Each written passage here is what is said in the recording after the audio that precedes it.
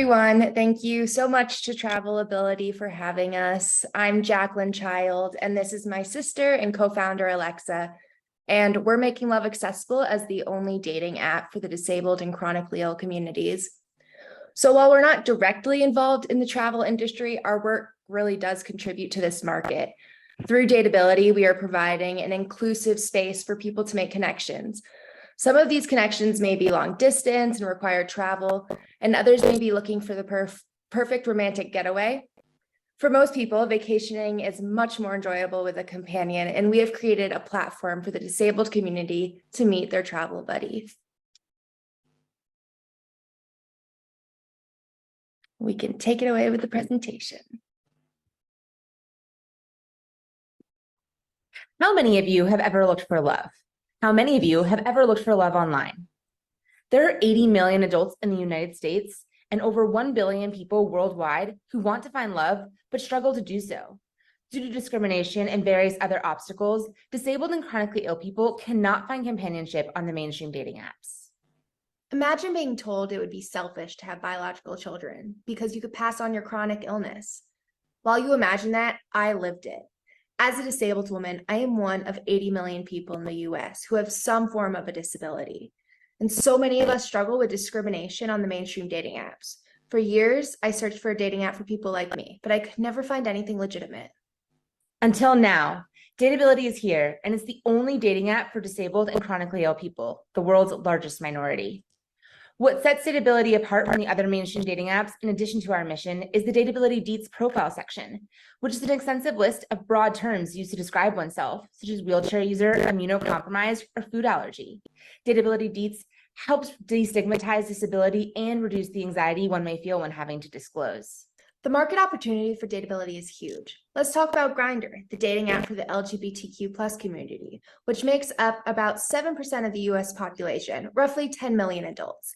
Despite targeting a smaller segment of the population, Grindr has done incredible work and is valued at an estimated $2.1 billion. Dateability targets 26% of the US population. With an untapped annual market size of $32.4 million, Dateability is poised to become a multi-billion-dollar company. Since launching in October of 2022, Dateability has organically acquired over 6,500 users without spending a single dollar on marketing. We also have a weekly retention rate of about 70%. And since launching, there's not been a single day of no new signups. We launched on iOS, Android, and web app for enhanced accessibility. We are currently amplifying disabled voices with our blog and social media collaborations. With funds raised from this round, we will be implementing a friendship feature. Platonic friendships are just as valuable as romantic relationships, and unfortunately, the disability community struggles with developing both. By the end of 2023, we plan on monetizing the app with ads and a freemium model. The subscription will have added features and benefits. We will also enter into brand partnerships and explore AI accessibility innovations. By 2025, we plan on having over 200,000 users and $3.9 million in revenue. Dateability is more than just an app. It is truly the beginning of a movement.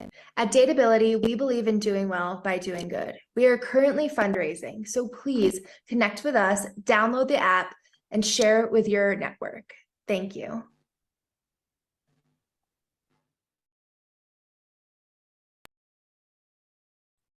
Fantastic presentation. Wonderful, wonderful app.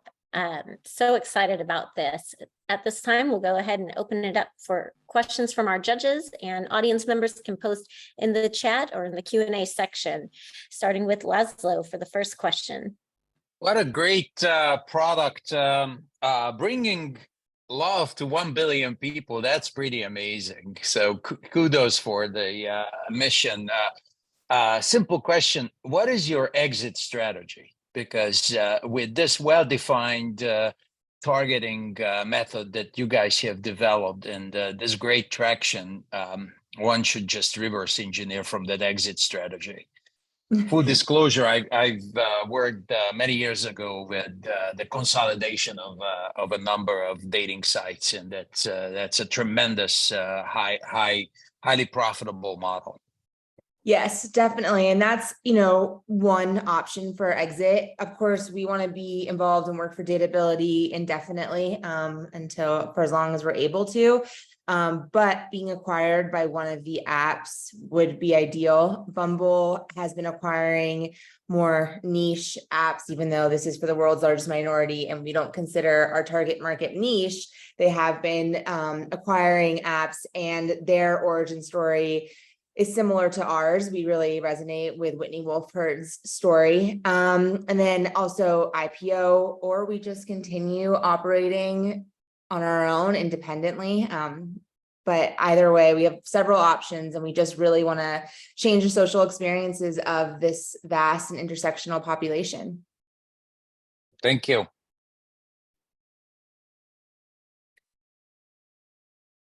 Great answer. Okay, so do we have any more judges? Chris, you have a question for this presenter.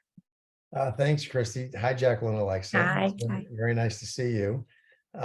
Great presentation. I agree with Laszlo, just a fantastic product for the market. Can you elaborate a little bit more on the variety of revenue streams that you see? And, is it just kind of which wouldn't be a bad thing, kind of copying the playbook of other dating apps, or do you see with this particular community, or do you have your own thoughts on other ways to generate revenue? Yeah, so for the subscription model, the freemium model, that is copied from the other apps. There's always going to be a free version, and then there's a subscription, and eventually it might be a tiered subscription with different levels. The ads are also what the other apps have done. Bumble made 20 million from ad revenue last year. But what would be different about Dateability is that we would want accessibility forward companies to advertise on our app and really create this community. And Meta right now prohibits ads that target based on personal identifying information. So if you're a wheelchair accessory company, it's really hard to ensure that your ads on Meta are getting in front of wheelchair users. But on Dateability, our target market is these other companies' target markets. And so it makes it a very attractive platform to advertise on. And it really does create this sense of community and marketplace for the disability and chronically ill communities. Thank you. Makes sense. Fantastic. I love that targeted marketing. Next question is from Jake. Yes, from a destination perspective, would you ever consider like meetups and speed dating sessions? Because I think that involves, I think the user base is pretty far flung, I'm assuming, and the pool on a local basis is marginal. So it might involve travel anyway. So just would you ever consider something like that? And I'm just looking at how a destination might use this as a promotion for people with disabilities. Yeah, absolutely. Creating a community is our top priority, and that includes hosting events and collaborating with different brands and accessible travel companies and destinations. And so that is definitely something that we're interested in.